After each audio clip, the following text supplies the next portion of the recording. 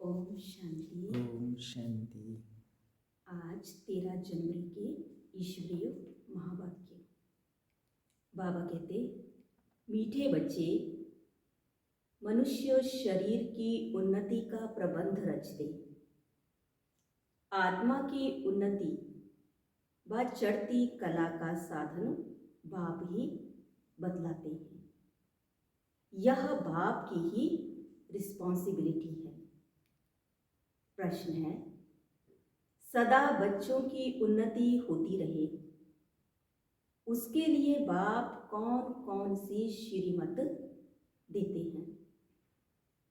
उत्तर है, बच्चे अपनी उन्नति के लिए पहला, सदा याद की यात्रा पर रहो।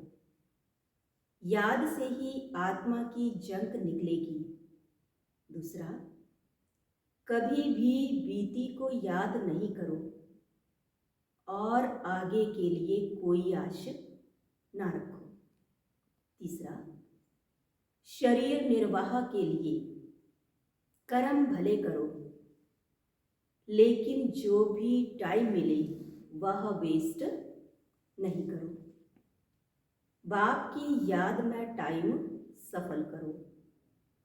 चौथा, कम से कम 8 घंटा ईश्वरीय सेवा करो तो तुम्हारी उन्नति होती रहेगी।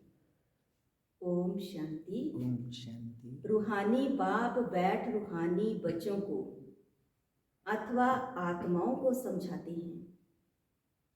मनुष्य कहते हैं आत्मा की रिस्पॉन्सिबिलिटी है परमात्मा के ऊपर। वही सब आत्माओं की उन्नति और मन की शांति का रास्ता बता सकते हैं। आत्मा रहती है भ्रिकुटी में सबसे न्यारी। अक्सर करके रोग होते हैं शरीर में, यहाँ भ्रिकुटी में नहीं।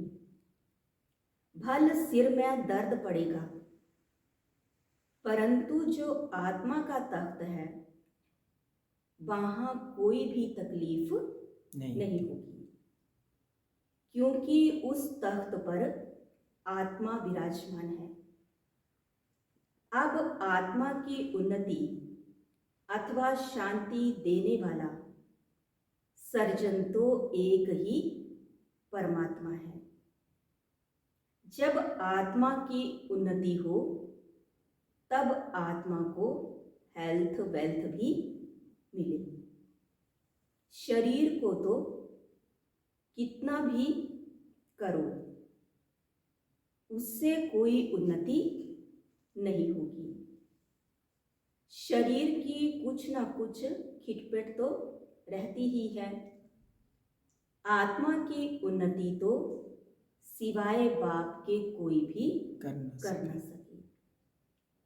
और सब दुनिया में शरीर की उन्नति का प्रबंध रचते हैं, बाकी आत्मा की चढ़ती कला व उन्नति होती नहीं है। वह तो बाप ही सिखलाते हैं। सारा मदार है आत्मा पर। आत्मा ही 16 कला बनती है, फिर आत्मा ही बिल्कुल कला रहित हो जाती है। 16 कलाएं बनती हैं, फिर कला कम कैसे होती है? यह भी बाप ही समझाते हैं। बाप कहते हैं सतयुग में तुमको बहुत सुख था, आत्मा चढ़ती कला में थी, और सत्संगों में आत्मा की उन्नति कैसे हो यह बात नहीं समझाई जाती है। वह जिस्मानी नशे में रहते हैं, देह अभिमान है। बाप तुमको देही अभिमानी बनाते हैं। आत्मा जो तमो प्रधान बनी है उनको सतो प्रधान बनाना है। यहाँ सब हैं रूहानी बातें और वहाँ हैं जिस्मानी बातें। सर्जन लोग एक हार्ट निकाल दूसरा डालते हैं, उनका आत्मा से कोई भी ताल्लुक नहीं। नहीं। आत्मा तो भृकुटी में रहती है, उनका ऑपरेशन आदि कुछ नहीं होता। अच्छा, बाप समझाते हैं कि आत्मा की उन्नति तो एक ही बार होती है। आत्मा जब तमो प्रधान हो जाती है, आत्मा की उन्नति करने वाला बाप आता है। उनके बिगैर किसी भी आत्मा की चढ़ती कला हो न सके। बाबा कहते, यह चीची तमो प्रधान आत्माएं मेरे पास आ ना सके। तुम्हारे पास जब कोई आते हैं तो कहते हैं शांति कैसे मिले अथवा उन्नति कैसे हो, परंतु यह नहीं जानते कि उन्नति के बाद हम कहाँ जाएंगे, क्या होगा। पुकारते हैं पतित से पावन आओ, पावन बनाने वाले आओ, जीवन मुक्ति धाम में ले जाओ। तो आत्माओं को ही ले जाएंगे ना, शरीर तो यहाँ ही खत्म हो जाएंगे। परंतु यह बातें किसकी भी बुद्धि में नहीं है। यह है ईश्वरीय मत, बाकी वह सब है मानव मत। ईश्वरीय मत से एकदम आसमान में चढ़ जाते हो, शांति धाम सुख धाम में। फिर ड्रामा अनुसार नीचे भी उतरना ही है। आत्मा की उन्नति के लिए बाप के सिवाय और कोई भी सर्जन नहीं। सर्जन फिर तुमको आप समान बनाते हैं। कोई तो बहुतों की उन्नति अच्छी करते हैं, कोई मीडियम, कोई थर्ड औरों की उन्नति करते हैं। आत्माओं की उन्नति का जवाबदार है ही एक बाप। दुनिया में यह किसको मालूम नहीं है। बाबा कहते, इन साधुओं आदि का भी उद्धार करने मैं आता हूं। पहले जब आत्मा आती है तो पवित्र ही आती है। इसलिए बाबा कहते, गीता में भी लिखा है, परित्राणाय साधूनामा विनाशाय च दुष्कृताम्। अब बाप आए हैं सबकी उन्नति करने, नंबर बार पुरुषार्थ अनुसार। तुम्हारी देखो कितनी उन्नति हो जाती है। वहां तुमको शरीर भी फर्स्ट क्लास मिलता है। बाप है ही अविनाशी सर्जन, वही आकर तुम्हारी उन्नति करते हैं। तो तुम ऊंचते ऊंच अपने स्वीट होम में चले जाएंगे। वो लोग मून पर जाते हैं। अविनाशी सर्जन तुमको उन्नति प्राप्त कराने के लिए कहते हैं कि माँ मेकम याद करो तो विकर्म विनाश होंगे। बाप विश्व के बच्चों को लिबरेट करते हैं। जब तुम स्वर्ग में जाएंगे तब और सब शांति धाम में होंगे। बाप कितना वंडरफुल कार्य करते हैं, कमाल है बाप की। तब कहते हैं तुम्हारी गतमत तुम ही जानो। आत्मा में ही मत है। आत्मा अलग हो जाए तो मत मिल ना सके।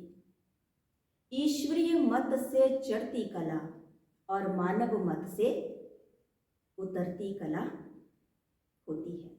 यह भी ड्रामा में नूद है। वो लोग समझते हैं अभी स्वर्ग बन गया है, आगे चलकर मालूम पड़ेगा कि यह नरक है व स्वर्ग।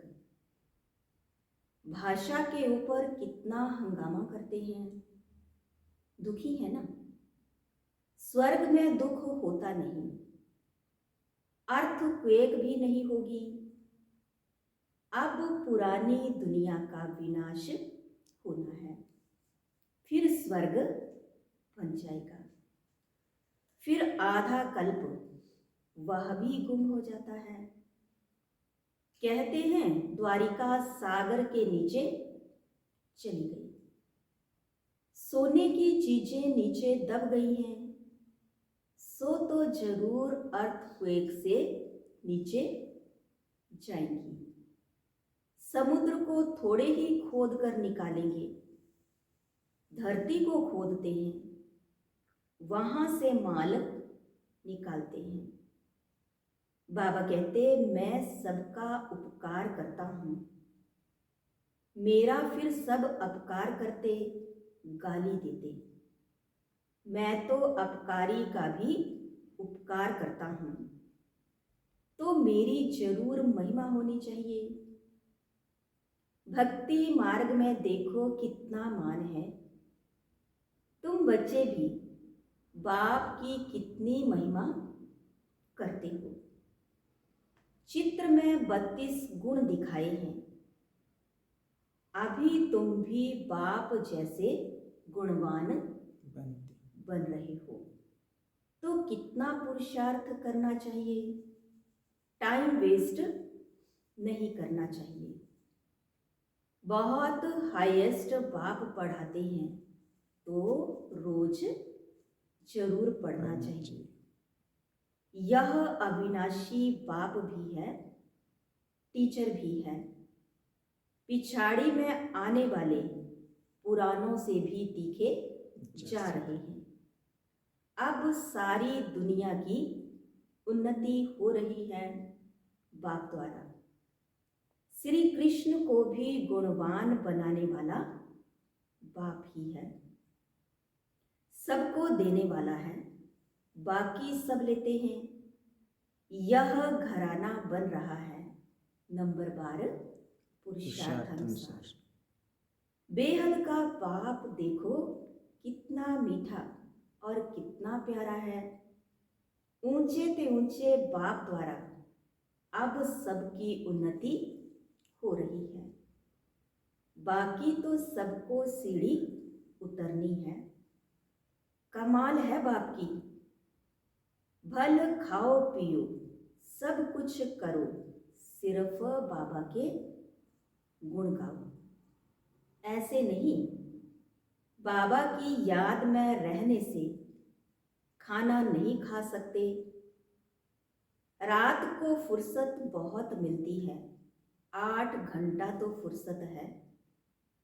बाप कहते हैं कम से कम 8 घंटा इस गवर्नमेंट की सर्विस करो। जो भी आए उनको आत्मा की उन्नति के लिए रास्ता बताओ। जीवन मुक्ति माना विश्व का मालिक और मुक्ति माना ब्रह्मांड का मालिक। यह समझाना तो सहज है ना, परंतु तकदीर में नहीं है तो तदबीर क्या कर सकेंगे। बाबा समझाते हैं कि बाप की याद के सिवाय आत्मा की जंक निकल नहीं सकती। भल ज्ञान सारा दिन सुनाओ, परंतु आत्मा की उन्नति का उपाय याद के सिवाय और कोई नहीं। बाप बच्चों को बहुत प्यार से रोज रोज समझाते हैं, परंतु अपनी उन्नति करते हैं व नहीं करते हैं वह हर एक खुद समझ सकते हैं। यह सिर्फ तुम नहीं सुनते हो, परंतु सब सेंटर्स वाले बच्चे सुनते हैं। यह टेप रखी है, यह भी अपने में आवाज भरकर जाती है सर्विस पर। यह बहुत सर्विस देती है। बच्चे समझते हैं शिव बाबा की मुरली हम सुनते हैं। तुम्हारे द्वारा सुनने से इनडायरेक्ट हो जाता है, फिर यहाँ आते हैं डायरेक्ट सुनने के लिए।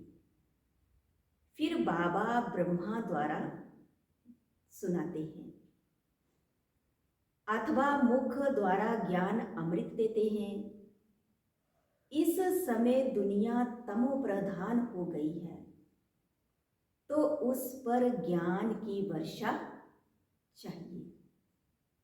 वह पानी की वर्षा तो बहुत होती है, उस पानी से तो कोई पावन नहीं बन सकता। यह है सारी ज्ञान की बात। बाबा कहते, अब जागो, मैं तुमको शांति धाम ले जाता हूं। आत्मा की उन्नति भी इसमें है, बाकी सब है जिस्मानी बातें। रूहानी बातें सिर्फ तुम ही सुनते हो। पदमपति भाग्यशाली सिर्फ तुम ही बनते हो। बाप है गरीब निवास, गरीब ही सुनते हैं। तब बाप कहते हैं अहिल्याओं, गणिकाओं को भी समझाओ। सतयुग में ऐसी बातें नहीं होती। वह है बेहद का शिवालय, अब है बेहद का वेश्यालय। बिल्कुल ही तमो प्रधान है, इससे जास्ती मार्जिन नहीं है। अब इस पतित दुनिया को चेंज होना है। भारत में राम राज्य और रावण राज्य होता है। जब अनेक धर्म हो जाते हैं तब अशांति हो जाती है। लड़ाई तो लगती ही रहती है। अब तो बहुत जोर से लड़ाई लगेगी। कड़ी लड़ाई लग फिर बंद हो जाएगी, क्योंकि राजाई भी स्थापन हो, कर्मातीत अवस्था भी हो। अभी तो कोई कह ना सके।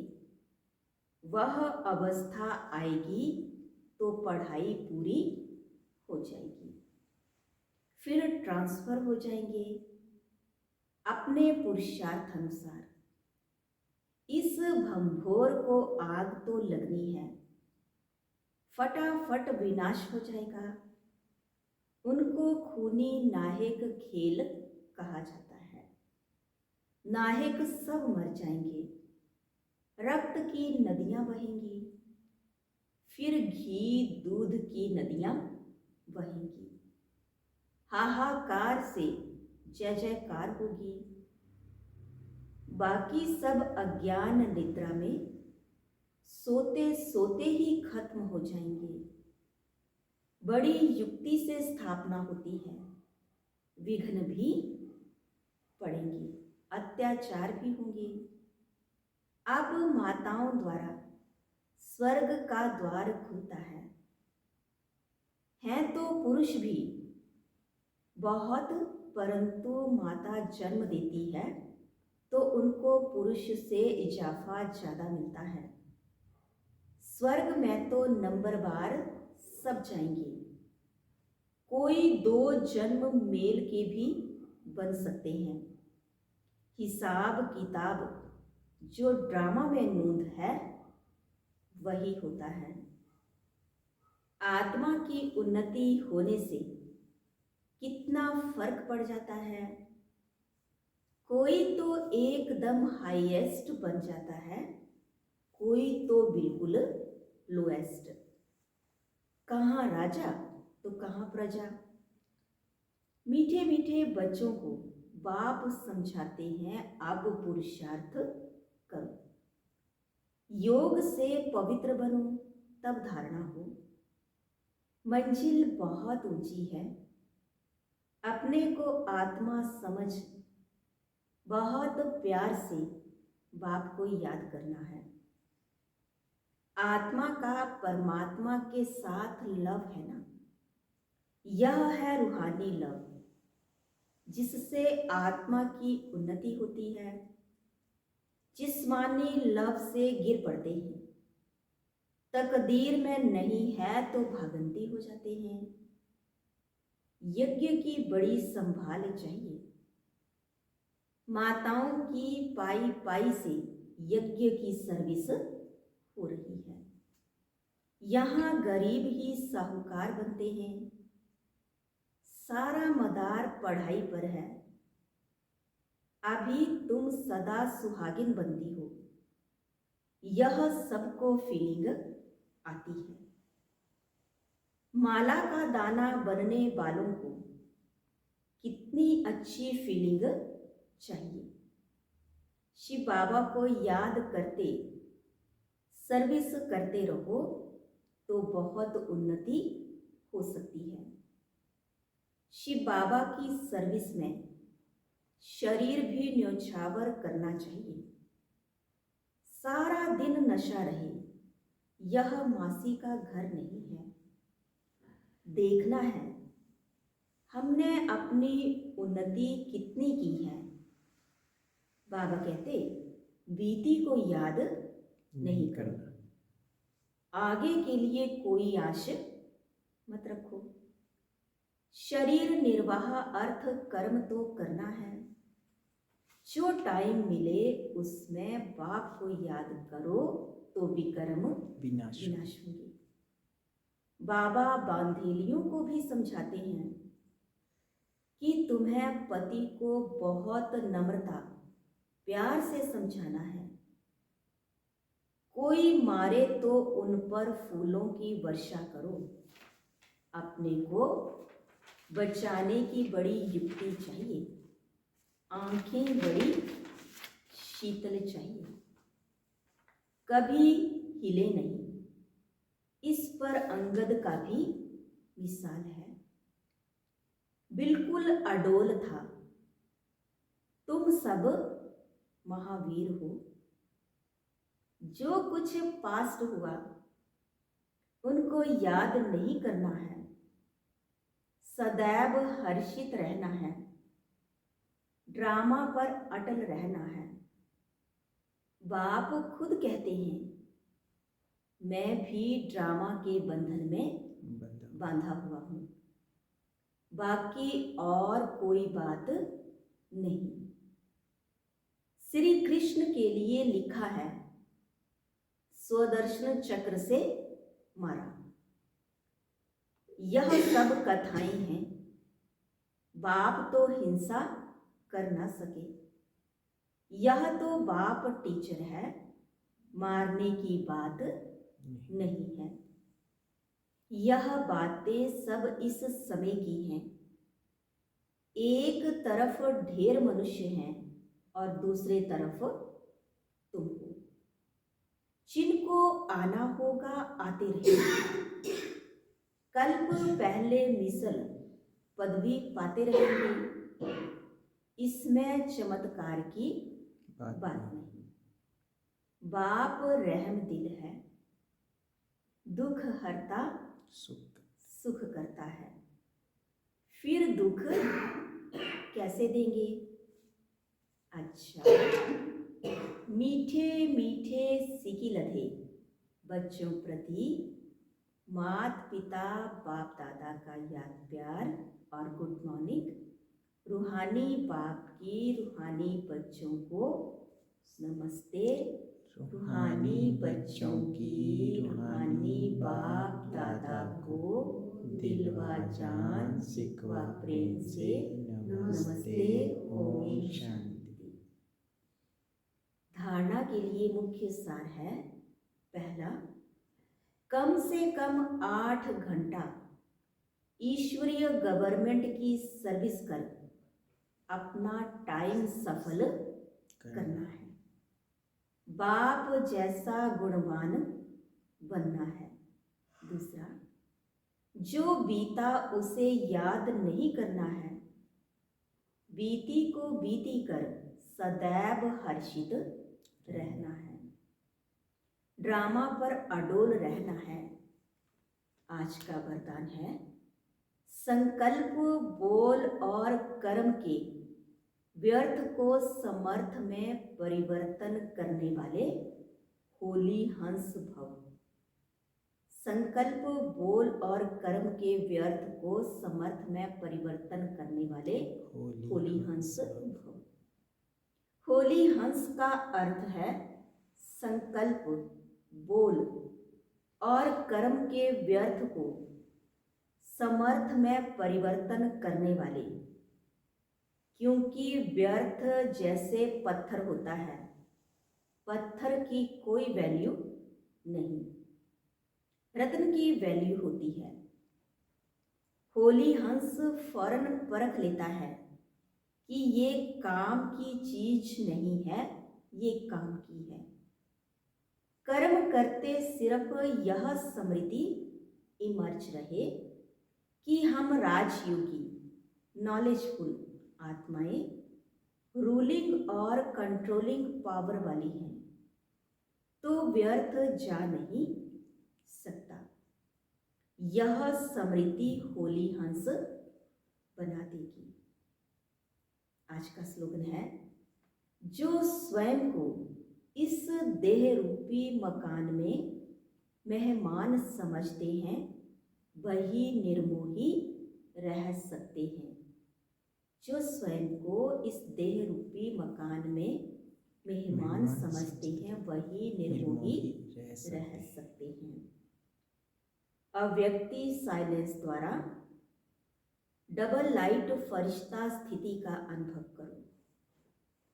जैसे जब कोई ऐसा दिन होता है तो चलते फिरते ट्रैफिक को भी रोककर 3 मिनट साइलेंस की प्रैक्टिस कराते हैं।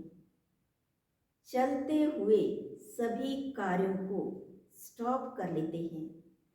ऐसे आप भी कोई भी कार्य करते हो या बात करते हो तो बीच बीच में यह संकल्पों की ट्रैफिक को स्टॉप करने का अभ्यास करो। 1 मिनट के लिए भी मन के संकल्पों को, चाहे शरीर द्वारा चलते हुए कर्म को, बीच में रोककर अपने फरिश्ते स्वरूप में स्थित हो जाओ। ओम शांति।